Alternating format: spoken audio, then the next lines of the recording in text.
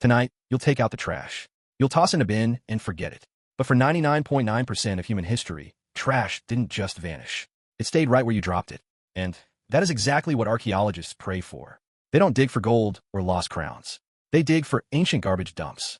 A single pile of old shells tells more truth than a king's tomb, because trash never lies about how you lived.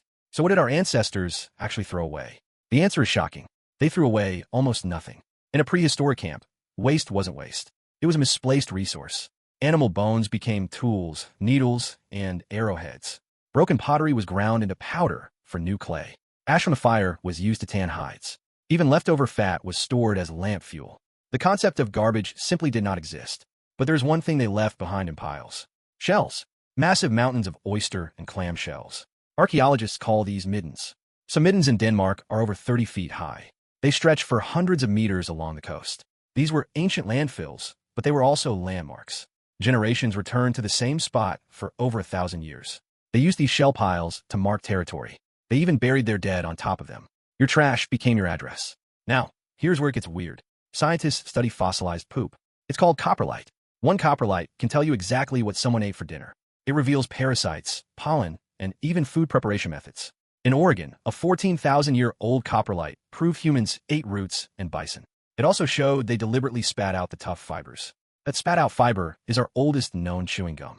So, ancient people didn't just dump food scraps. They sorted them. Bone for tools, fat for fuel, shells for markers. Organic waste was often thrown into nearby rivers or forests. But why? Not because they hated the smell. They knew it attracted dangerous predators. A camp surrounded by rotting meat invites wolves and bears. So, they developed a simple rule: burn it, bury it, or move it. This was public health before anyone knew what germs were. But what about things that couldn't burn or rot? What about broken stone axes or worn-out clothing? They recycled them. Stone fragments became scrapers. Old animal hides became waterproof bags. Nothing left the camp unless it was completely useless. And even then, it was placed in designated dumping zones. These zones were often downwind, away from living areas.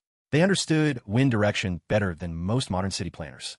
But as populations grew, so did the trash piles. Around 10,000 years ago, villages became towns. Towns created massive, permanent garbage heaps. In ancient Turkey, at a site called Çatalhöyük, they found something incredible. The houses were built so close together that there were no streets. People walked on the roofs and dropped their trash through hatches. Those hatches opened directly into the rooms below. Archaeologists found layers of garbage stacked inside the walls.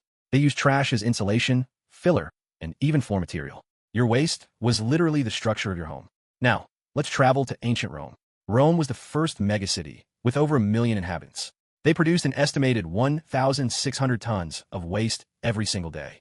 They couldn't just bury it inside their villas. So, they created an engineering solution. The Romans built the first large-scale municipal dumps. But their greatest monument to trash is Mount Testaccio.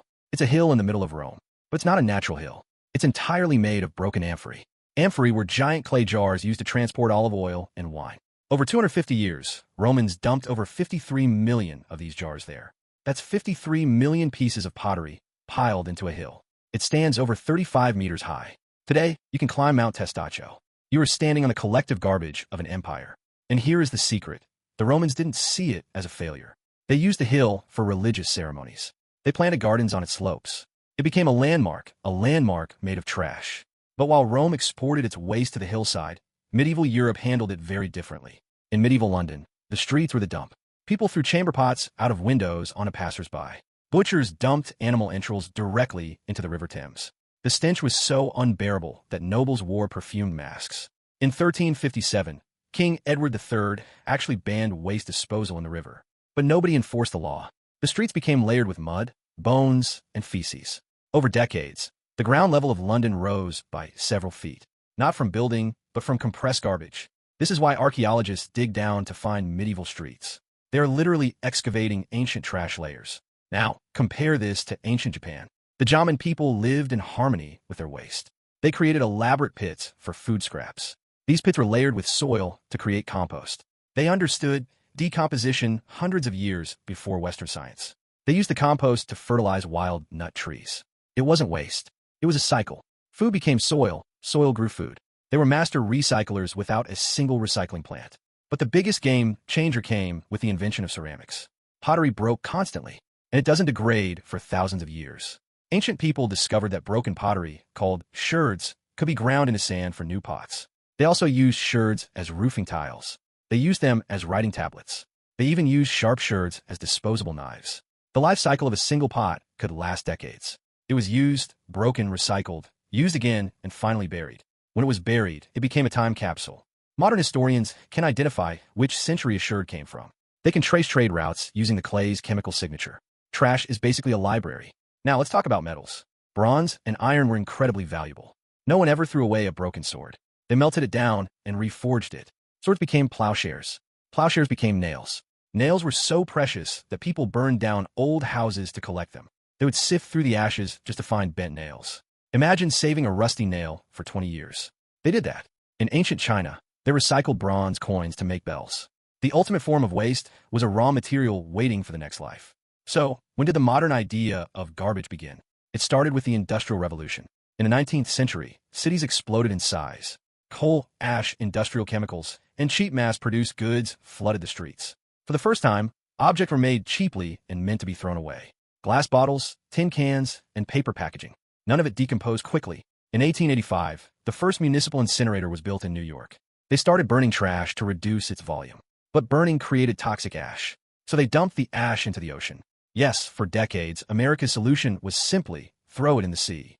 By 1960, the average American produced 2.7 pounds of waste per day. Today, it is nearly 5 pounds per day. Your ancestors produced about half a pound per week. Let's put that in perspective. A prehistoric family generated a handful of bone fragments and ash each day. You generate plastic, aluminum, and electronics. These materials will last 500 years in a landfill. The shells of ancient middens are still on the beach today, but your styrofoam cup will outlive your grandchildren. We created waste that nature cannot recycle, and we created an entire industry to hide it from our eyes. We pay people to take it away, so we never have to see it again. But the ancient humans, they lived with their trash. They sat next to their garbage heaps. They knew exactly how much they consumed. They saw the pile grow each season. That daily reminder kept their consumption in check. They didn't have out of sight, out of mind. They had in sight in mind. So, what did ancient humans do with their trash? They reused it, repurposed it, and lived alongside it. They built monuments with it and fertilized their gardens with it. They understood that waste is not an ending, but a beginning for something else. Today, you throw out your coffee cup and never think again. But for 99% of history, there was no away. There was only here. And here is where your story will be written, right where you drop it. So, next time you take out the trash, remember, you are not throwing it away. You are just moving it to a different corner of your world. And one day, an archaeologist might find it, and they will know everything about you, even the things you wanted to hide.